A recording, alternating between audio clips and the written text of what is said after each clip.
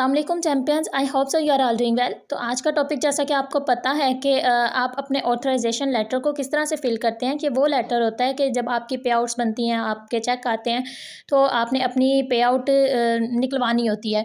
तो फिर आपको एक फॉर्म फिल करना पड़ता है और भी कुछ डॉक्यूमेंटेशन होती है जो आपको करनी पड़ती है, लेकिन मोस्ट इंपॉर्टेंट ये आपको फॉर्म फिल करना होता है। तो ये फॉर्म इस तरह से है, इसमें कुछ चीज़ें हैं, लेकिन हर दफ़ा ये फॉर्म सेम नहीं होता। फॉर्म जो है वक्त के साथ साथ कभी चेंज भी हो जाता है, कोई ना कोई चीज़ न्यू एडिशन हो जाती है या कोई चीज़ कट कर दी जाती है। वो सिर्फ़ इसलिए कि आपकी अगर सिक्योरिटी के लिए होता है कि कभी कोई चीज़ अगर उन्हें फ़ील हो कि हाँ, ये चीज़ अब मज़ीद ऐड हो जानी चाहिए। आपको पता है हर चीज़ में वर्जन्स आती रहती हैं, तब्दीलियाँ आती रहती हैं। तो फ़िलहाल का जो ऑथराइजेशन लेटर है वो ये है, लेकिन अगर आने वाले वक्त में थोड़ी बहुत तब्दीलियाँ आती हैं तो इंशाल्लाह आपके अपलाइंस आपको साथ साथ गाइड कर दिया करेंगे। सेकेंडली, जब ये ऑथराइजेशन लेटर आपको आपके अपलाइंस की तरफ से दिया जाता है, वो आपको पीडीएफ की फॉर्म में देते हैं। तो आपने जब उसका प्रिंट आउट निकलवाना होता है तो आपने कलर कॉपी निकलवानी होती है। आपने ब्लैक एंड वाइट के अंदर नहीं निकलवाना, कलर कॉपी निकलवानी है। जैसे कि इसमें ये भी आपको कलर कॉपी ही नज़र आ रही है। और आप अगर तो स्क्रीनशॉट या फिर पिक्चर अगर लेके जाएंगे ना दुकानदार के पास, तो प्रिंट निकलवाएंगे तो उसके पीछे ना वाटर मार्क नहीं आएगा। जैसे इसके पीछे वाटर मार्क नहीं आया, तो आपने क्या करना है कि पीडीएफ फॉर्म उनके पास लेके जानी है, तो वो फिर बिल्कुल ठीक से प्रिंट आउट निकलेगा। उसके पीछे जो फॉरएवर का वाटर मार्क है वो भी आपको निकलेगा, ठीक है। तो सही से जब आप निकलवा लेते हैं ना, आपने इसको किस तरह से फिल करना होता है। सबसे पहले आपको टॉप पर नज़र आ रहा है डेट। यहाँ पर आपने डेट लिखनी होती है, जिस भी डेट को आप लगा रहे हैं या मतलब फिल कर रहे हैं, लेकिन ये ज़रूरी नहीं है। अगर आप नहीं भी करेंगे तो भी चलेगा। उसके बाद यहाँ पर जहाँ पे आई लिखा है, यहाँ पे आपने अपना नेम लिखना होता है। जो भी आपका नेम है उसको आपने कैपिटल वर्ड्स में लिखना होता है। याद रहे, कोई भी वर्ड स्मॉल ना हो, लाइक। और यहाँ पे आपने अपना मुकम्मल नेम लिखना है, और वो नेम लिखना है जो आपकी आईडी पे चल रहा है, जो आपके आईडी कार्ड पर है। और मतलब बाज़ूकात होता है कि हमारे आईडी कार्ड पर कोई और नेम होता है और हमारे घरों में कोई और नेम चल रहा होता है। तो आपने वो नेम लिखना है जिस नेम से आपकी आईडी बनी हुई है, ठीक है। जैसे कि अभी मेरी आईडी जो है वो रिबा शहज़ादी के नेम से है, तो यहाँ पर पूरा नेम जो भी होगा आपने वो लिख लेना है। उसके बाद यहाँ पर आ जाते हैं एफबीओ आईडी। यहाँ पर आपने अपनी करेक्ट एफबीओ आईडी डालनी है। मैं यहाँ पे आईडी नहीं डालने लगी। फॉर एग्जांपल, जो भी आपकी आईडी है वो आपने यहाँ पर मुकम्मल डालनी है, ठीक है। उसके बाद यहाँ पर आ जाते हैं हेयर बाय ऑथराइज। यहाँ पर आपने उस पर्सन का नेम लिखना होता है जो जिसके ज़रिए आपकी पे आउट्स निकल रही हैं। क्योंकि आपको पता है कि आपकी जो है दुबई से पे आउट्स निकलनी होती हैं, या जिसकी जहाँ से भी निकलनी होती हैं, जिसके भी थ्रू आपकी निकलती हैं ना, तो वो आपने करना है। ये नेम किसी ना किसी रीज़न की वजह से चेंज भी हो जाता है। लाइक हमारे जो पे आउट्स हैं अख्तर मुनीर के नेम से निकाले जाते थे, दैन उसके बाद चेंज हुआ। अभी वक्त आने के साथ मज़ीद भी चेंज हो सकता है। तो जब भी आपने अपने ऑथराइजेशन लेटर को फिल करना है, ये वाला नेम आपने हर दफ़ा कंफर्म कर लेना है अपने सीनियर से, अपने अपलाइन से। फ़िलहाल मैं यहाँ पर लाइक जस्ट फॉर एग्जांपल, जो भी आपका नेम है वो भी आपने सेम इसी तरह लिखना है। जैसे आपने अपने नेम को कैपिटल वर्ड्स में लिखना है, उसी तरह आपने इसको भी कैपिटल वर्ड्स में लिखना है। उसके बाद यहाँ पर आईडी। अब यहाँ पर उस शख्स की आईडी डालनी है आपने जहाँ जिसका यहाँ पे नेम आया है, ठीक है।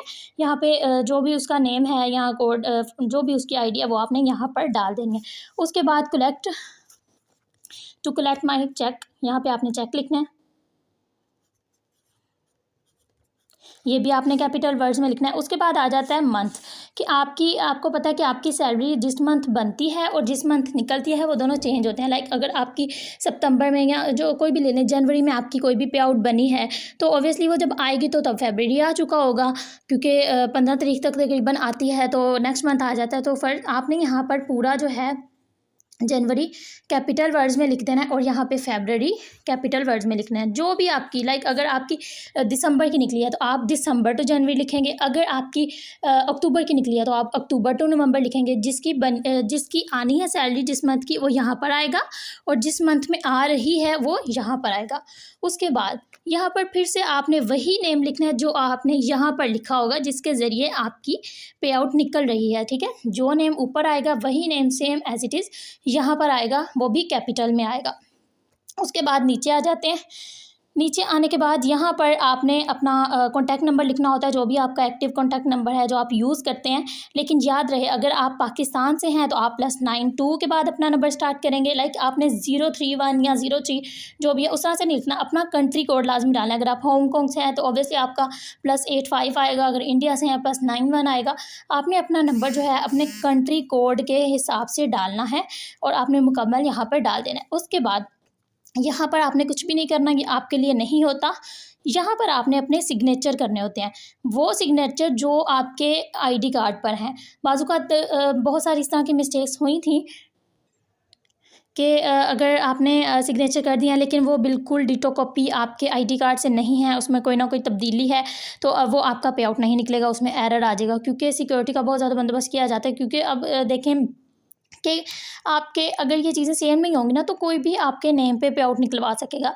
इस वजह से इतनी स्ट्रिक्टनेस रखी जाती है कि आपकी हर चीज़ आपके आईडी कार्ड से बिल्कुल मैच होनी चाहिए। तो जो भी आपके सिग्नेचर हैं वो आपने यहाँ पर कर देने होते हैं, लेकिन होने बिल्कुल उसके साथ सेम चाहिए। तो सिर्फ यही चीज़ें होती हैं जो कि आपको इसके अंदर लिखनी होती हैं। आप इसको अच्छे से, आई होप कि आपने क्लियर कर लिया होगा। उसके बाद जब वक्त के साथ फ़र्ज़ करें कोई भी चेंजिंग्स आ जाती हैं, जैसे आजकल सुनने में आ रहा है कि यहाँ पर आपको ब्रांच लिखा जाएगा, ब्रांच का ऑप्शन ऐड हो गया, ब्रांच के अंदर आपने अपना कंट्री डालना होगा। तो इसी तरह वक्त के साथ कोई भी तब्दीली अगर आती है तो आपके अपलाइंस आपको ज़रूर गाइड करेंगे। आप खुद भी उनसे पूछें।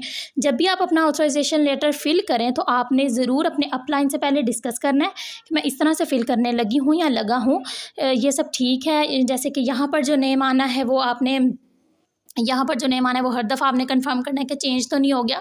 तो जब आप आपके अपलाइंस उसको कंफर्म कर दें, दैन फिर आप अपने ऑथराइजेशन को फिल कर दें और उनको जमा करवा दें। आज का टॉपिक जस्ट इतना ही था। आई होप कि आपको समझ आ गया होगा और मिलते हैं नेक्स्ट वीडियो में। इंशाल्लाह मैं आपको बताऊंगी कि आप किस तरह से अपना PDF अपनी वेबसाइट से किस तरह निकालते हैं, वो नेक्स्ट वीडियो में आपको पता चलेगा। फ़िलहाल के लिए अल्लाह हाफ़िज़, टेक केयर।